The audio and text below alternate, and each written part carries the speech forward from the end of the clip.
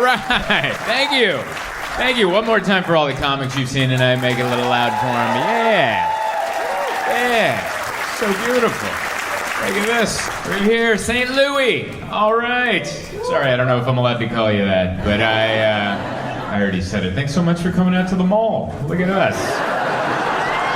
Isn't this fancy? This is why I argue with people. They're like, comedy's an art. And I'm like, it's at the mall a lot. I don't know if that's where art goes, you know? And we're downstairs, so that made it cool, you know?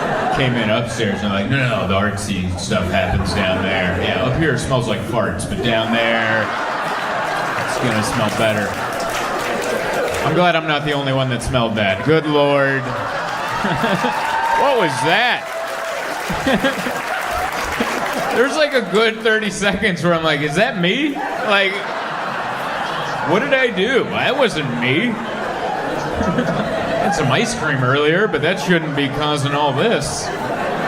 This is more broccoli induced if my nose is on par. I like it. This half was definitely here when I walked in. This half, listen you guys, at a certain time it smelled like broccoli farts up there.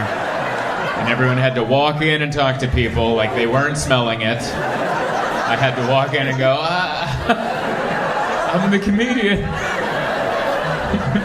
And that's not me. I don't know what that is, but that's not me. It's not what I'm bringing to the table.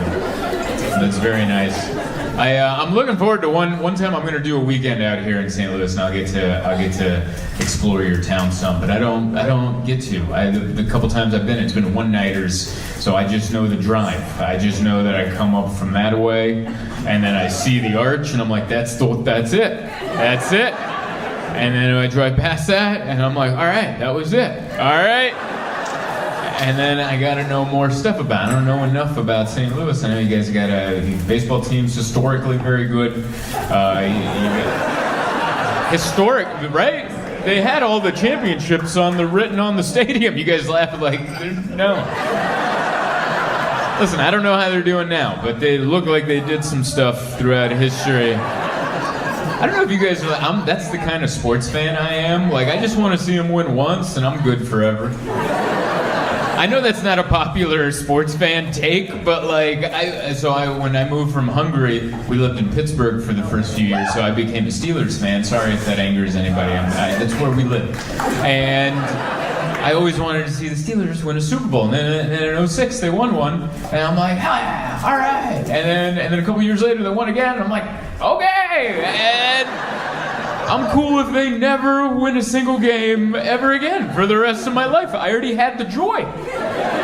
Like, do you ever think sports fans are being greedy? We're like, every year we have to be number one. And you're like, are you even enjoying the ones you won then? Is that even what you're... I can tell you guys don't agree. I can feel it. I understand that I have a really weird, dumb take on sports, but I'm like, you did it. Yeah, but what have you done for me lately? That's not how I treat things I love. All right? Like, things I love, they're allowed to make something good, and then they're allowed to make, oh, that's a good effort. I see what you were doing there. Like, I'm a fan, dude. When I like a band or something, I'm into, like, if they have a great album, yeah. And if their next one gets weird and experimental, I'm like, okay, yeah. That's what you were feeling in the moment. I'm with you. Like, I love Metallica, okay? I'm a big Metallica fan. And yes, they sound very different from the 80s than they do now, but that's fine. If you want that stuff, go put it on. That's what I don't like. Like, no, I want them to sound like it's 83. They were 18. Now they're 60-year-old millionaires. What do you want them to... How much can they sing about death? Like, their life is amazing. I can still feel it. Some of you agree with me, like, no, just give me the things I like. Win championships and make master of puppets.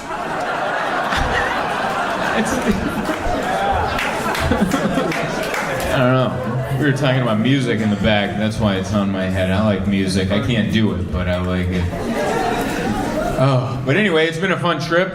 Came in today. I've only been in town for a few hours, and I was in Evansville the night before. I was doing a show, corporate event. I was doing comedy for a company, and it was bad. It didn't go good. There's just a lot of employees, and there were nice audiences, but it was like a work function.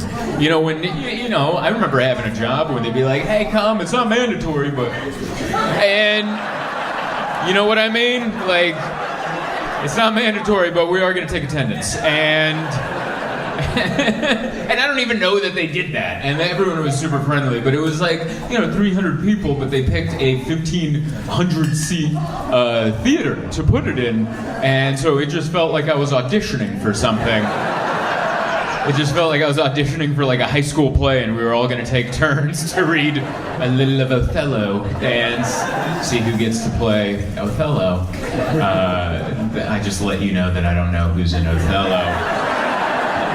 And your response let me know you don't either. So that was good. I could have just played it off, and you could have been like, "Oh, I think he might be smart." I don't know. No, I read the headlines, not the articles. That's what I do.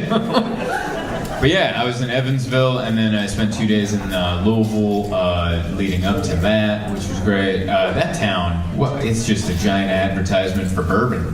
That's all it is. It's like the hotel was here and the club was there, and in my short walk was just like, "Come on in, have some bourbon. We have 108 bourbons." And you're like, "That's too many bourbons. Like, why?" I'm not used to that. I'm used to bars that are like, "Hey, would you like a cold beer? Come on in. Have a cold beer. Why don't you watch the game? Hang out with a friend." And over there, they're like, "Hey, do you want to cry in front of strangers? Is that what you'd like to do?" I don't know what you do with a couple bourbons, but that's what I do. I get pretty emotional.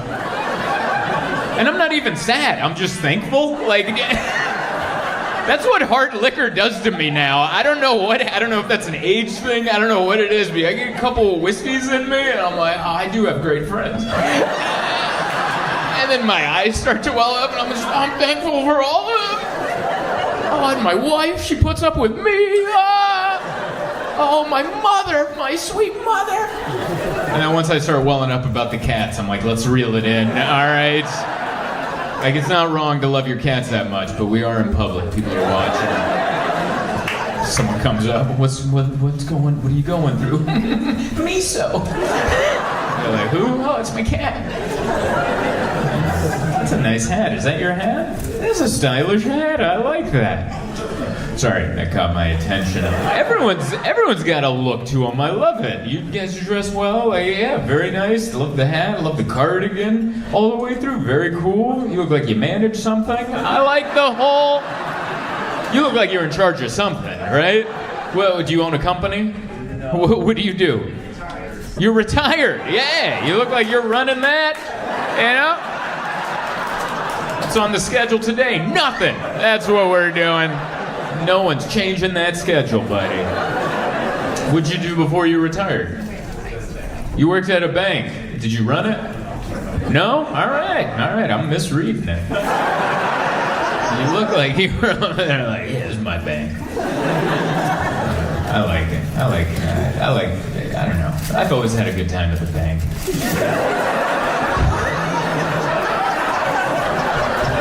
For the most part, right? I've always had a good time at the bank. Banks are different by neighborhood, I've noticed that. Like in my neighborhood, there was a guy screaming because he thought he lost something. And he's like, "No! God, no!" And he was just banging on the glass, and I'm like, all right. Like, I was just there to get a new debit card. I lost my debit card, and I'm like, I think that guy's not paying rent this month. And then he found it, and then he's like, "I'm sorry for losing it." And you're like, well, we're all upset, you know? We're all upset. The fake living room with the TV without a remote. Why would you do that? That's every bank. I sit down at the bank, and there's a bunch of nice couches and a TV, and you're like, where's the remote, dude? No one wants to watch this ad for Bank of America. So yeah. Anyway, it was nice in Louisville. It's been a nice trip all along. It's been very nice. Out there, I was with my buddy Josh. He's a little older than me, but he's my most immature friend. I hope everyone's lucky enough to have someone older than you that is more immature than you will ever be in your entire life. He's 43 going on 22. That's who he is. Just he travels with a duffel bag. Like, we flew out together, and he came with a duffel bag. And they've been putting wheels on luggage for like 30 years. All right, this is not a new invention. They've been slapping wheels on there for a long time, and he's just at the airport with a duffel bag. And we'd walk, and then we'd stop, and he'd just drop it. Just boom. And I'm like, what are you doing with a duffel bag? He's like, what do you mean? It's my luggage. And I'm like, get wheels, dude. And he's like, I don't know. And I'm like, get it. Because he travels a lot for comedy. And you look like a professional traveler if you have wheels, a duffel bag. That just looks like you're being sent to live with your dad. You know? And you're like, oh, I gotta get over there. And that doesn't look like a round trip flight with a duffel bag. You're like, oh, he's not allowed to come back till he's better. Like, that's definitely a one-way trip. Like, one time I got bullied into buying all this protein powder at like a GNC. You ever go into like a GNC where they got all that stuff? This is when I was young. I was 18, and my buddy Dane came back from the gym, and he's got like 2 big grocery bags full of like protein powder and amino acids, a bunch of like fitness crap. And I was like, what the hell's all that? I thought you went to the gym. He's like, yeah. And then afterwards I went in to the GNC, and there's this jacked guy working there, and he like worked out this whole plan for me. And then I left with $156 worth of protein powder and supplements. And I'm like, cool, man. And he's like, yeah. And I'm like, what's wrong? He's like, I didn't want to buy any of this stuff. He was just like really intimidating, you know? And I was like, whoa, that sucks, dude. And then the more he thought about it, he's like, yeah, man, that guy really like bullied me. I didn't want to buy all this. He's like, I'm gonna go return it. And I'm like, cool. And I'm like, he's like, you want to come with me? And I was like, why? And he's like, he's intimidating. Can you just back me up? And I don't know if you can tell how big I am from where you're sitting, but my buddy Dane is 6'4". He's a big guy, and I'm like, I'm the backup, dude. And so I went with him just for moral support. He's my best buddy. I'm gonna go. And we went in there, and that guy was huge. He was like, not like ripped huge, but like the kind of huge where they throw stuff. You know, like sometimes you turn on the TV and you're like, that's the strongest man in the world. And he's like, he's kind of flabby, but all right. Like, he might be. And he just had like no neck, and he's just over there. And Dane's like, hey man, I came to return this. And he's like, what? You're returning this? And he's like, I spent 30 minutes here writing out this plan for you, and then you're gonna come back and return it? And he's like, yeah, I'm not, I don't want it, and yeah, I feel like he bullied me into it, and I don't want it. And he's like, that's ridiculous. He just kept harping on him that he spent so much time putting this plan together. And then he goes, you know another thing I don't like? He's like, I also don't like your buddy eyeballing me in the back right there. And I'm like, who's eyeballing? I'm not eyeballing. And then he goes, what are your fitness goals? And I'm like, what? And then he started talking to me. I ended up buying my buddy's protein. So he gave him a return on his card, and then he's running my card. And I'm looking at Dan, he's like, thanks, man. And I'm like, and then I went back with it.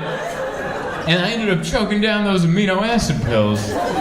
Maybe they work, but they didn't do anything for me. I'll tell you that. Anyway, that was a weird story, but it came up. I'm glad you went along with it. I appreciate that. I got a few more stories left to tell you, but the first thing, I didn't even say thank you yet. Thank you so much for helping me pack out this room on a Sunday. It means a lot. Thank you. It's a great feeling to sell the place out, especially when there's like a football game going on. And I was like, oh no. And then I was like, good, they all bought it before they knew. You know. Yeah, is it close?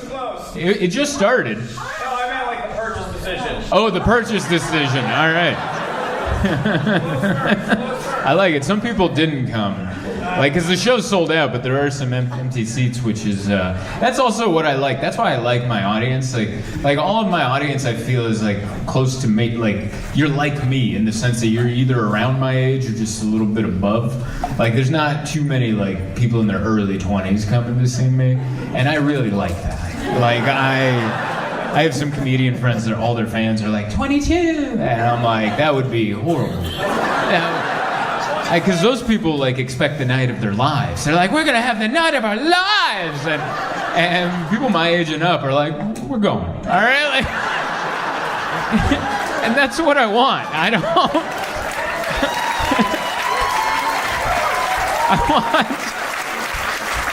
I want some people that are like, this will be fine, you know. I want some, like, I know at least a good portion of this audience an hour before the show, you guys, one of you at home is like, we could stay in. Like, we don't have to go, you know? That's why I always want to keep my ticket prices at this level. Because that's enough money to where you're like, well, we could just stay in. We don't have to go. Like, that's something new that's happening. Like, I'm doing a couple bigger venues in Seattle, like Pacific Northwest, and some of those are being sold by Ticketmaster, and so I can go on the website and look at the seat map and see how many tickets have sold. And some people are like scalping the tickets, like they're doing the resale thing, and like the tickets are like 35 or 55, like, but they're selling them for like 200 or something. And I'm like, yeah. And I'm like, I just hope no one buys them. That's what I hope. And then we can move people up and sit in there. Because, like, that's not fun for me. Because, like, I look at an audience of people that paid, like, 30 or 50 bucks, and they're like, we're going to have a good time. But, like, someone that's, like, 200 bucks in, they're like, this better be good. Like, that's... And I'm going to be able to tell, you know? I'm going to be able to tell on their faces, this guy, this better be good. And I'm like, I don't want that kind of pressure on me. I like skippable activities. That's what I like. That's how I live my life. My wife and I skip a lot of stuff.